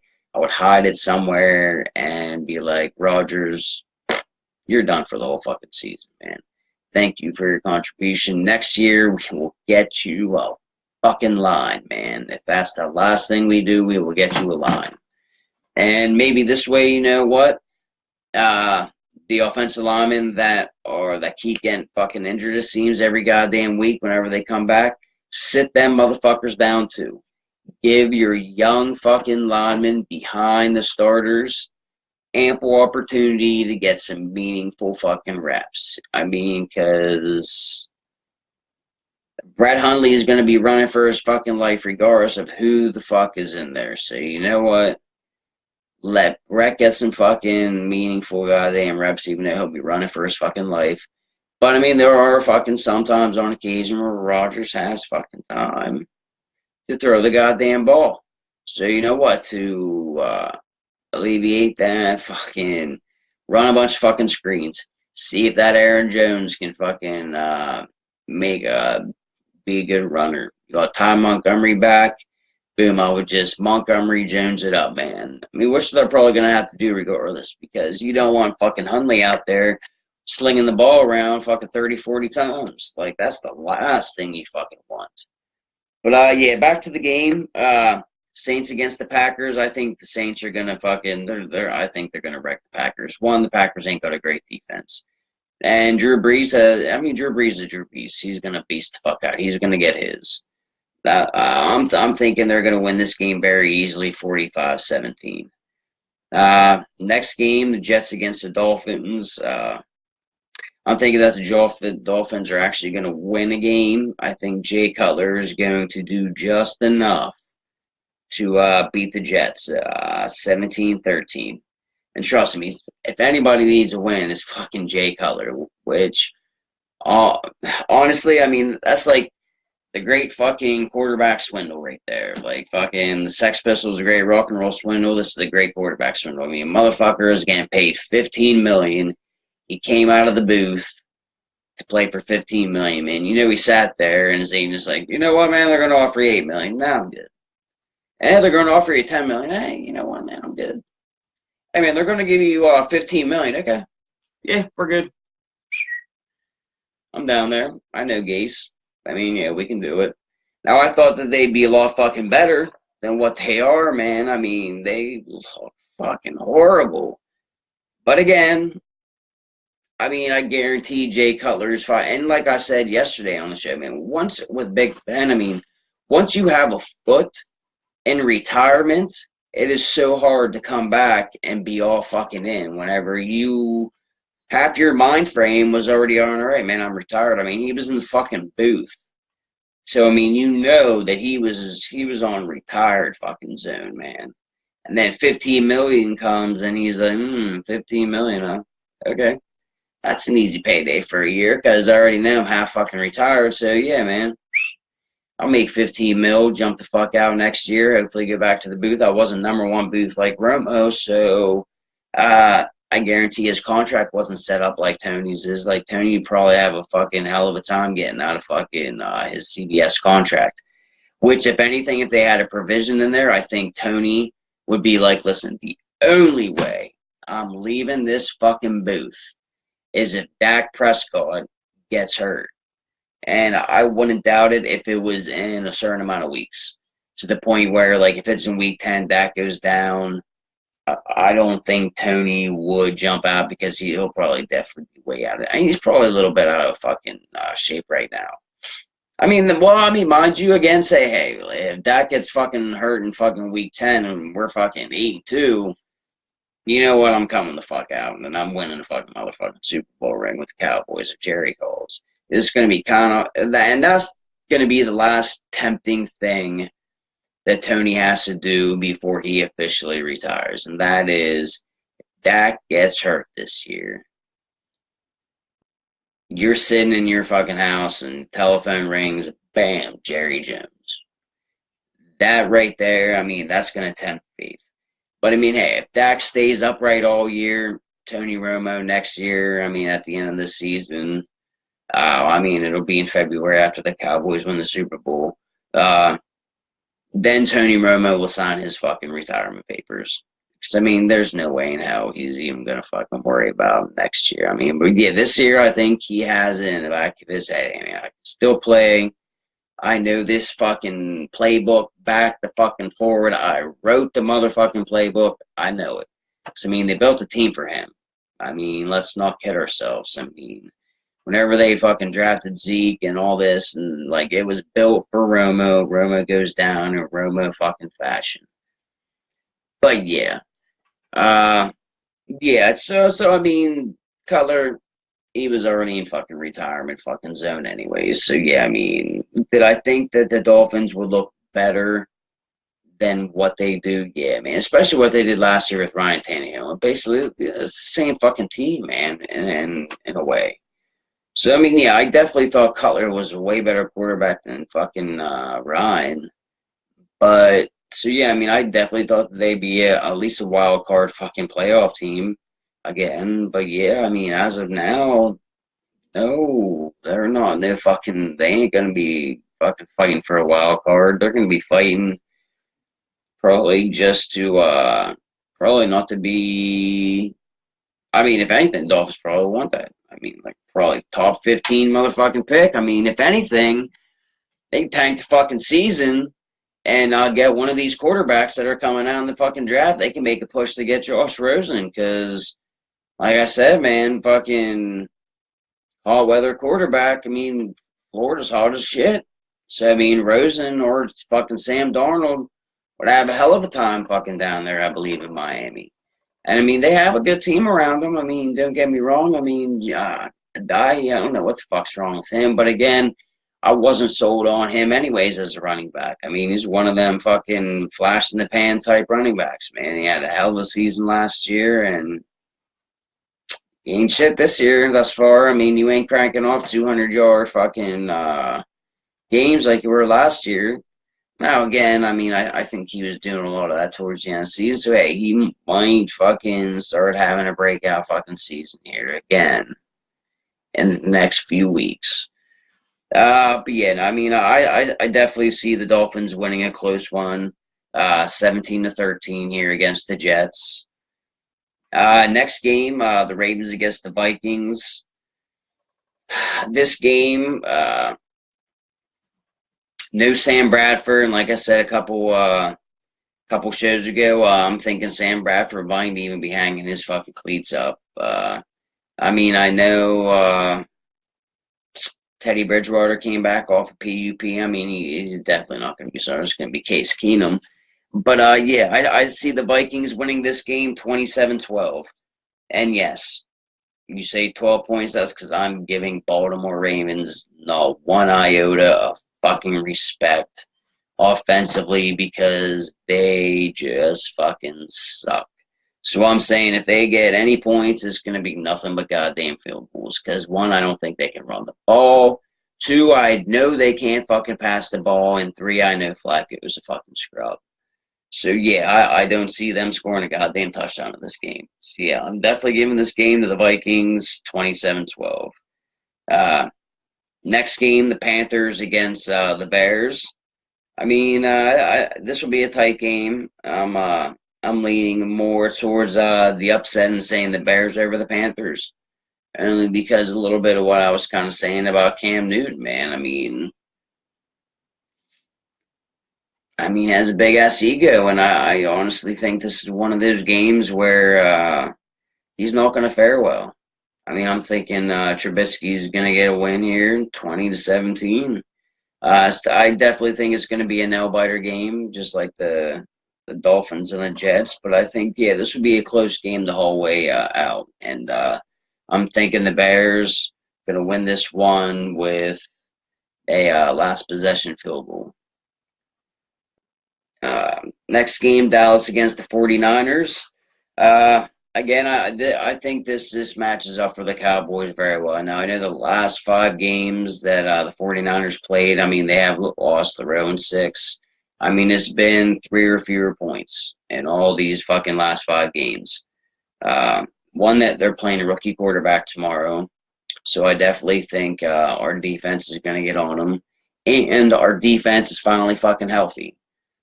They got Anthony Hitchens back in the middle, and they got Sean Lee back. So, I mean, right there in itself, I believe that this team is going to start getting better at handling the run. I mean, they just got David Irvin back. So, I mean, all their players that were on suspension are now back.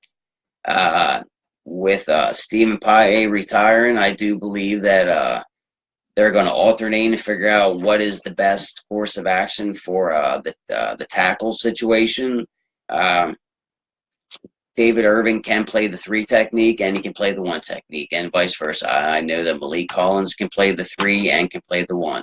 So they will definitely mix and match that to see which will be the best. But I think between David Irvin and Malik Collins, they are fucking forces in the middle, and I think that they can stop this run. Even give push up the middle and get a lot of fucking tackle for losses. And with the pressure that both of them, I believe, can leave in the middle, that's going to give fucking Tank Lawrence, which leads the league right now in sacks, that's going to give him all the opportunities in the world to get sacks. And then if you double team Tank, I mean, you got fucking Tyrone Crawford coming off the other end. And I think that he can handle himself well in the run. And, yeah, I mean, you don't want to fucking double team fucking Tank all the time. Then you're going to have Crawford down your fucking throat. And Crawford he's always, every fucking year, I mean, whenever he's not hurt, I mean, he's always one of them players that he's just a split second away from getting that sack, man. Like, it's always, shoulda, woulda, coulda. but he's always close, man.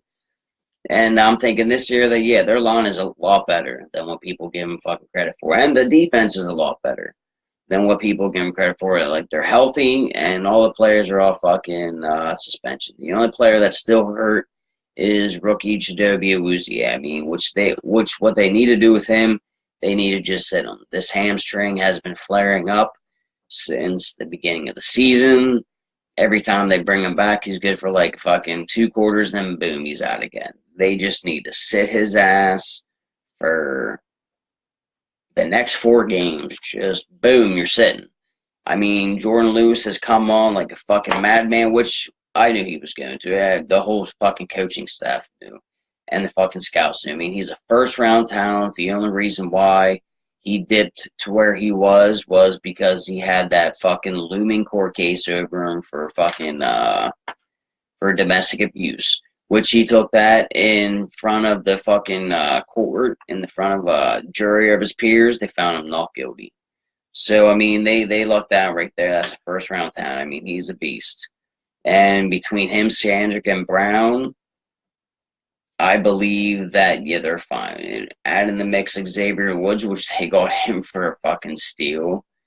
I mean, and Byron Jones. I mean, this defense, people are not giving them credit for just how good they are. I mean, yeah, we've been unhealthy, and the run game has not been what it was last year. But a lot of that has to do with, I mean, all that shit that, I mean, they can say that it's not bothering Zeke, or he can say it's not bothering him, or it's not affecting the team. Not knowing if your starting running back is going to be playing week after week, waiting for the fucking court hearings, that's got to take a toll on you. And I don't care what his ego says, got to take a toll on his fucking mind frame, not knowing from week to week if he's going to fucking play or not. So, yeah, I mean, listen, this team is going to win the division anyways. Philly's going to have a massive fucking collapse like they always fucking do. I mean, their defense is just as horrible as fucking New England's. And their offense, yeah, it might look good right now, but it's fucking fool's gold, man. Trust me when I say fool's gold. That's what the Philadelphia Eagles are. And so, yeah, I believe Dallas is definitely going to win this division. Philly's going to have a massive collapse. And the Cowboys are going to win handily over the 49ers, 38-20. Because, the 49ers, I mean, they're giving up like 262 yards per contest. And, I think this is going to be a good game for Ezekiel Elliott. I think he's going to beast out this week. I mean, last time he played the 49ers, he had a hell of a game, and I think that he's going to duplicate that. And I think he's going to run hard as fuck, and I think that this is the week that Dallas comes out of its shell, man. Healthy on both fucking sides. Let's get it. I mean, so yeah, I think they're going to win handily 38-20. The next game, the Steelers against the Bengals. I'm picking the Bengals over the Steelers this week, 27-17. This game is not going to be as close as this. Well, I mean, it's still a 10-point difference. But I think that 7 of them points are going to be scored towards the end of the game for the Steelers. I mean, the Bengals are well rested going into this game. And I said yesterday, if you have Le'Veon Bell on your roster, I would sit him. I mean, the Bengals are giving up I think it was 79.2 yards per contest to opposing running backs. So I don't see Le'Veon Bell getting fucking.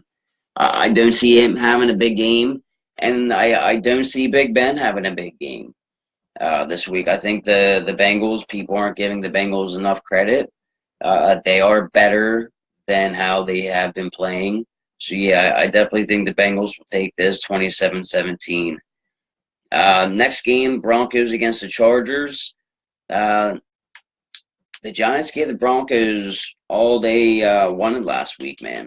Now, I don't think the Broncos are ultimately a shit team, but this week, from the score that I'm going to give you, it probably kind of looks that way. But I think Melvin Gordon is going to go off. I mean, they just gave up. They gave up over 100 yards to Darko last week. I'm not saying that the Denver D is automatically garbage now, but uh, again, I think Melvin Gordon is so much better than Darko. Like Darko is like my pen, and fucking Melvin Gordon is the fucking pen manufacturer. Like he's the top dog, and it's just the byproduct. But yeah, I mean, and the Chargers, they're due, man. I mean, this Chargers team is so much better than what the fuck it's been playing lately, man. I mean, in a lot of their losses, just like the 49ers, I mean, it came down to a couple points. I mean, they should be over a 500 team. I mean, I could argue that they should be 4-2, 5-1 going into this game right now. But yeah, I think they beat the Broncos 26-10. I think the Chargers are due for a game, and I do think that this is, I don't want to say their coming out party, but I definitely see them beating the Broncos again. And that being, like, I don't think Trevor Siemian's a good quarterback. And Demaryius Thomas is kind of banged up a little bit. Yeah, and I just don't have faith in Siemian. I don't think the Broncos have a quarterback. And I know that they're probably not going to pull the trigger and put Paxton Lynch in, because I don't think Paxton Lynch is a good quarterback to begin with, and I don't think he should have went as high as he did last year. And again, like the quarterback class of that draft, it wasn't that great. It was a shit fucking class, man. And yeah, I'm glad that Paxton Lynch, we did not get him. I mean, thank God. But yeah, no, I don't think that Denver has a quarterback, and I definitely think Simeon is a scrub, and I think Paxton Lynch is a scrub, and I think that this team isn't built to how it was whenever Peyton Manning was quarterback, or Brock Osweiler. Like, this defense isn't what it was whenever those two quarterbacks are playing, so this defense definitely cannot carry this team. I don't even go back as far as whenever Tebow was a quarterback.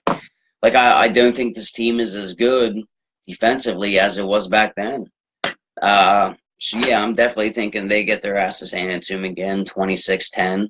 The next game, Seattle and the Giants. I do know the Giants beat the Broncos last week, but still, I never bought that stock. So if you did buy that stock, I would sell that stock this week. I think Seattle will handle this game 28-13. It definitely will not be, I mean, it'll be a little closer than the score fucking says. I mean, I think that Seattle gets a touchdown towards the end of the game to make it 28. I mean, again, the Giants, they do have a good defense. Their offense, Eli's just a scrub. Like, I never liked Eli to begin with. He has 2 Super Bowl rings, yeah, but both of them Super Bowl rings they were pulled out of his ass. Those fucking the Tyree catch, you could throw that motherfucking ball 100 fucking million. Okay, no, I won't say 100 million.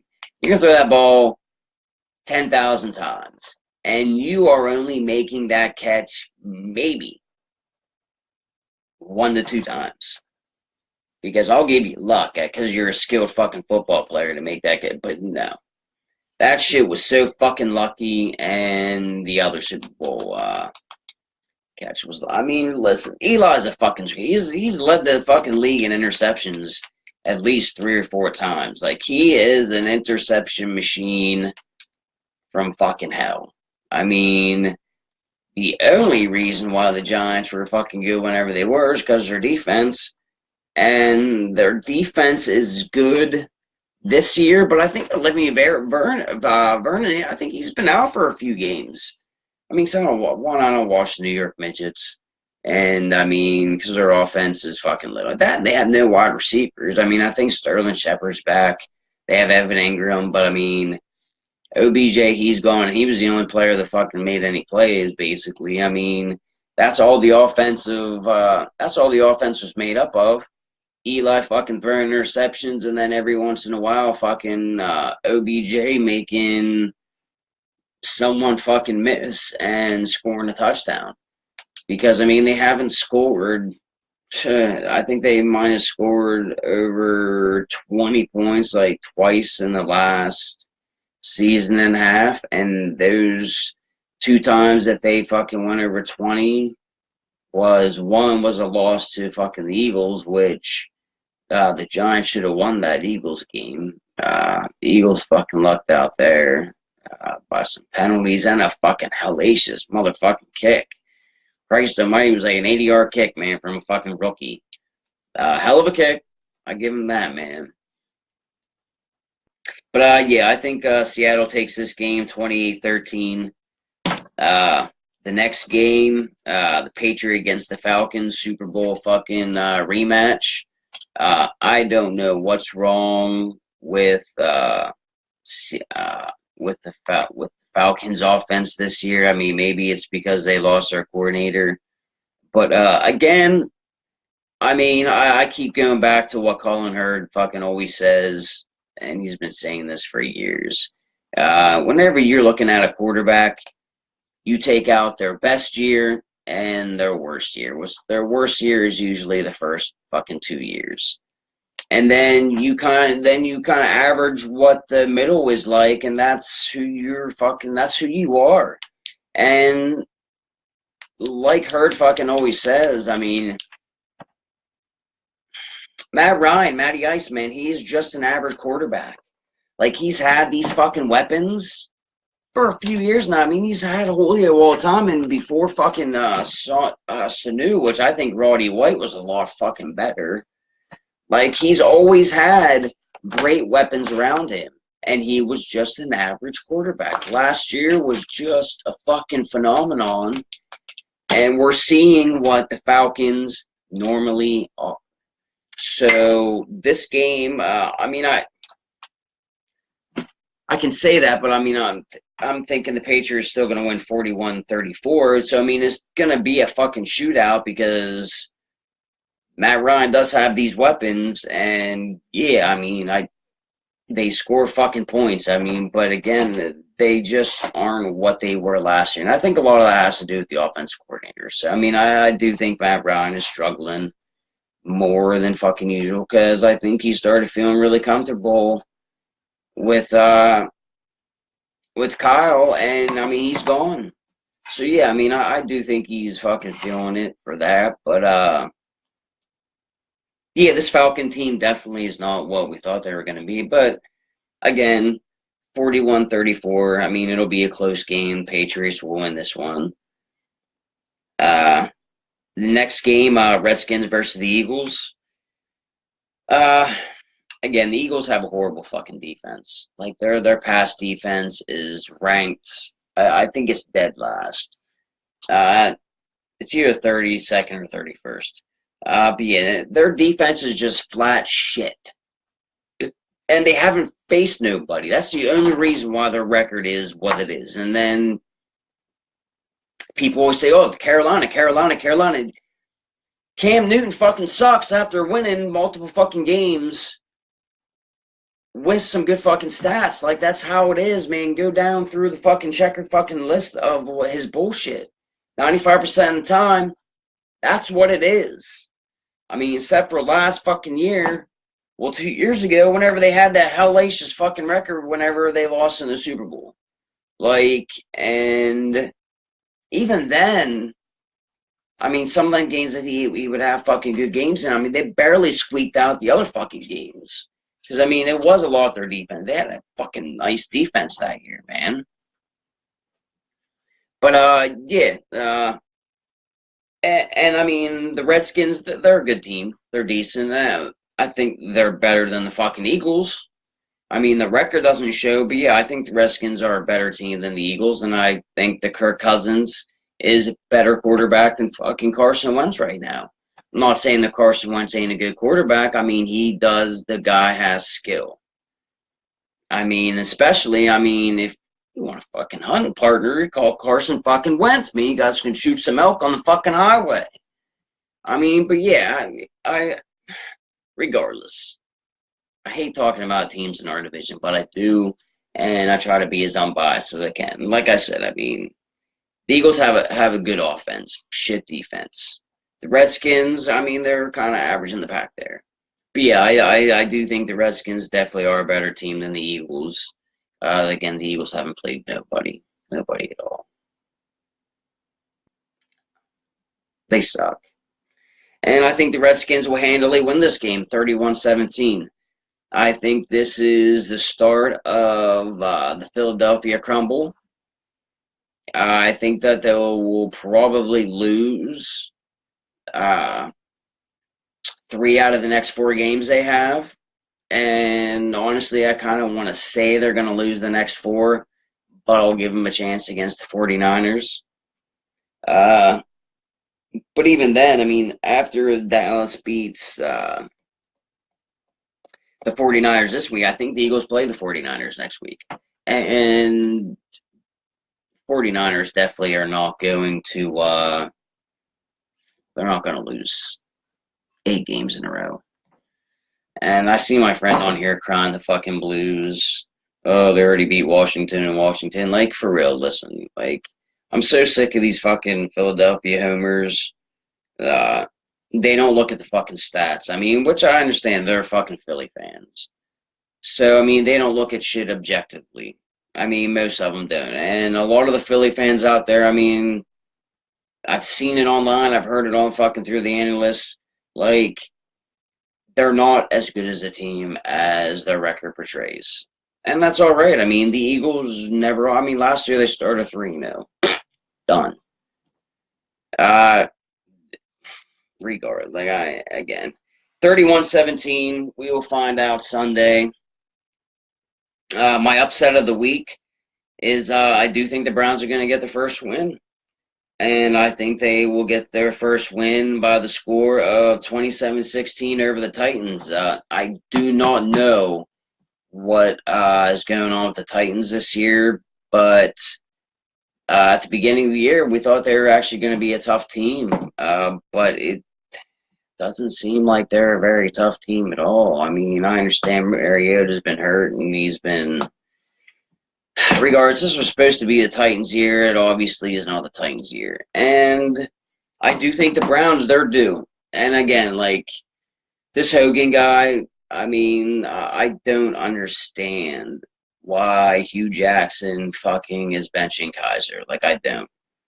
You got the guy, you raved about the guy, now you're benching the guy. So it seems like you guys are just trying to fucking get a quarterback next year. And like I said at the beginning of my fucking show, West Coast quarterbacks that play in the heat, they're not good in the fucking East. They're not good in the cold. You can look down all the quarterbacks that are playing in the cold weather fucking areas. None of them really are West Coast fucking quarterbacks, man. Like I said, Cleveland, they fucked themselves by not getting fucking Deshaun Watson. And they fucked themselves a couple years ago when they passed up on fucking Mountain Man, fucking Carson Wentz. And that's why he's decent with the fucking Eagles right now. He plays in the fucking cold. The guy hunts in fucking boxer shorts and a tank top. He is made for the cold weather. Big Ben played Miami of Ohio, was made fucking... He was made to play in the goddamn fucking cold, man. Andy Dalton, he's... Cleveland they're just retarded. But I do think that Cleveland will get their first win this week. Hogan didn't look too horrible. He looked like shit, but... The Titans, they ain't doing good, and if anything, this to me seems like a trap game. I mean, anyone playing the Browns kind of basically know in the back of their head, hey, man, this is kind of an easy game. So I'm kind of thinking that the Titans, I mean, they're not on a good roll to begin with, so I'm thinking that possibly a lot of them players are probably like, hey, listen, man, this will be an easy cruise game. We'll try to get back on track. It's going to be against the Browns. It's going to be basically like a fucking preseason game. They have Hogan coming in. You know what I mean? And I think mind frame wise, they might be kind of lackadaisical, and the Browns are going to shock them. I think Myles Garrett's going to have a big game. I do believe he's playing. I mean, I know he was on the injury report, but I haven't checked I wasn't able to check the who all practiced today. Usually, I go down through all 32 teams and see who practiced, who didn't practice, who was limited practice, and all that. But yeah, I did not do that today. But yeah, I definitely think that'll be the upset of the week. I mean, a bunch of good games this week that are slated. I mean, we'll see how many players kneel for the national anthem again. I mean, we don't need Trump tweaking the fuck out any more than he already is. The guy's going to give himself a fucking heart attack. But